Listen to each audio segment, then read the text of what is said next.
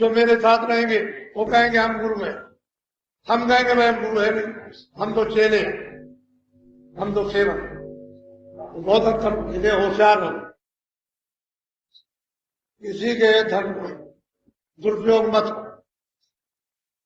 और मेरे नाम से कोई आदमी मांगे नहीं कि स्वामी जी ने ऐसा कहा कि मुझे आप दे दीजिए, ऐसा कोई भी आदमी संगत में मेरे नाम से मत मांगे।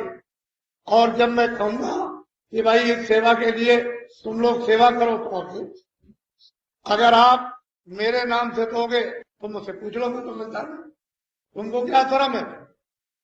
अरे भाई मैं सबसे मिलता हूँ, छोटे से बड़े से, इससे उससे, तुम हर बात अच्छी बुली भली सब पूछ सकते हो, उसके लिए तुमको डर किस बात का? भाई डर किस चीज का? जब मैं पहले भी कह चुका हूं कि कोई धोखा दे, बेईमानी करे तो मुझसे पूछो, तुम्हारा भी संशय दूर हो जाएगा, भ्रम भी दूर हो जाएगा, और मतलब सही दिशा मिल जाएगी, तुमको दुख नहीं होगा। नहीं धोखा दे जाएगा तो हमेशा रो।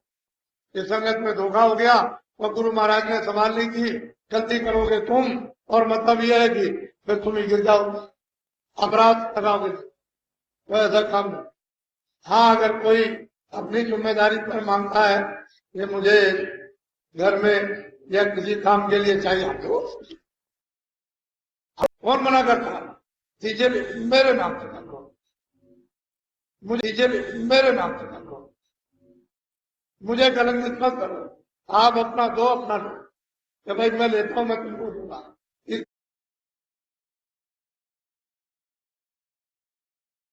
कलंकित मत करो, आप अपना दो, अपना लो, कि भाई मैं लेता हूं, मैं तुमको दूंगा। इसकी जिम्मेदारी मेरी तुम्हारी और महाराज जी की जिम्मेदारी नहीं है। ठीक है, लीजिए दीजिए, मैं क्या मना करता हूं, लेकिन जब मेरे नाम से मांगोगे और किसी को तकलीफ होगी, अच्छी बात, ये ठीक है, तो मैं इशारा ही करता हूँ, इशारे में सब कुछ आपको। और ऐसे लोगों को आदेश देता हूं कि वो लोग भजन करें, ज्यादा से ज्यादा अच्छा है। शायद भजन करने में फिर माफी हो जाए, वो ये तो नहीं है कि कोई मैं शराब दे रहा हूं। अरे भाई भजन करने के लिए तो कह रहा हूं, और मतलब ये भजन से पर्दा अगर कट जाए, हट जाए तो अच्छी बात है। तो उस भजन करने में जब भजन करोगे तो सहयोग मिलेगा। नहीं भजन करोगे, संसारियों से भी ज्यादा नीचे चले गए, और फिर और ऐसी जगह डालकर वहां फेरे जाओगे कि वहां चिल्लाओगे, कोई बचाने वाला ऐसा काम।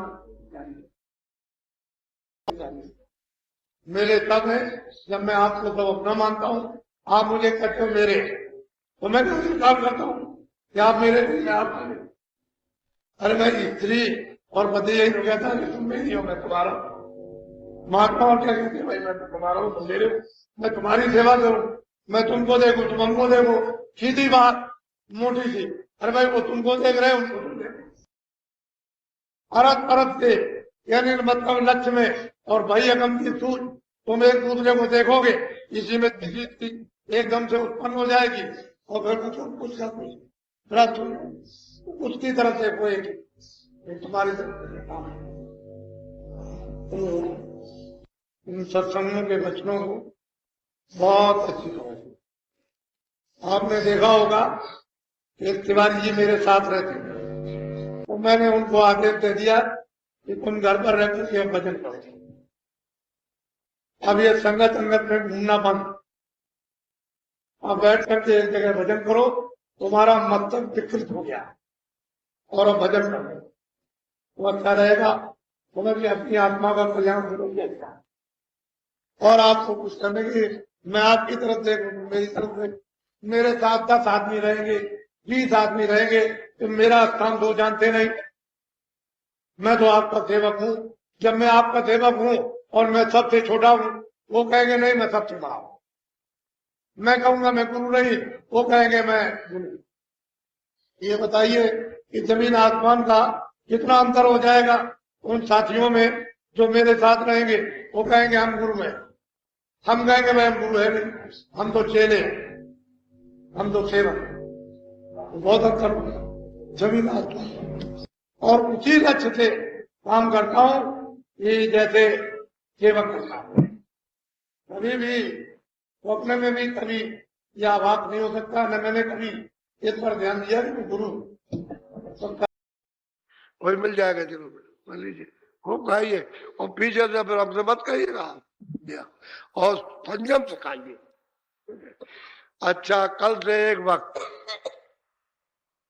सुबह सत्संग के बाद नाश्ता करो, बच्चों को करा दो नाश्ता और 2 बजे खाना, शाम को बंद, पूरा 9 दिन बंद रहेगा।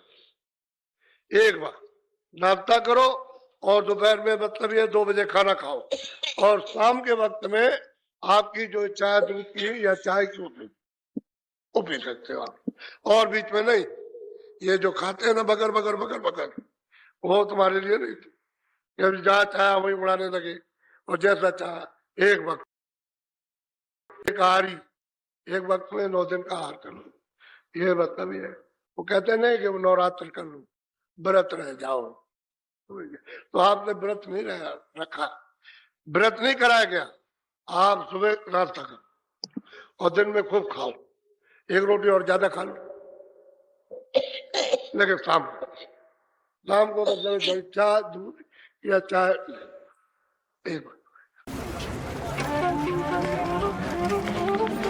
तो ये उतना जितना 9 दिन पूरा, और फिर जो बताया जाए भजन करो, भजन कर लो, क्योंकि शाम को जब बैठोगे तो रात को भी बैठ जाओगे, भजन कर लो, क्योंकि रात खाली है। हे बच्चा, जिसलिए आया स्थान पर भजन करने के लिए कि खाली रात तेरे किसी काम में नहीं है कि भाई काम कर रहे हो बड़ी चिंता है, यहाँ कोई चिंता नहीं।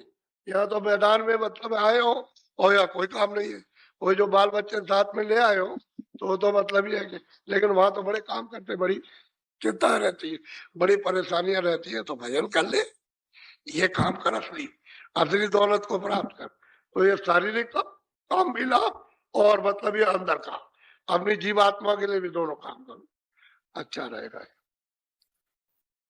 और ये जो है ये आए नहीं गए, ये कहा वो बोले राम, वो टाकी लो टाकी और एक हथौड़ी दे उनको और धीरे धीरे धीरे धीरे ऐसे करके वो खंबे अम्बे ये सेवा है, ये इस तरह से टांग दो जरा सा, वो जो मतलब पलस्तर लगा हुआ चिकना चिकना, जरा सा ऐसे ऐसे मार दो तो वो उबर जाएगा, तो सीमेंट पकड़ लेगा। ये सेवा कर लो तो जल्दी से काम हो। भजन का भी सेवा है, सेवा भी है। तो आपके ऊपर कोई जुल्म नहीं किया गया कि भाई जुल्म कर दिया तो आपके अब मर जाएंगे, अब कुछ नहीं रहेगा, अब क्या हो जाएगा। इसलिए समझदारी और बुद्धि से काम लो, अच्छा रहेगा। बोलो जय गुरुदेव।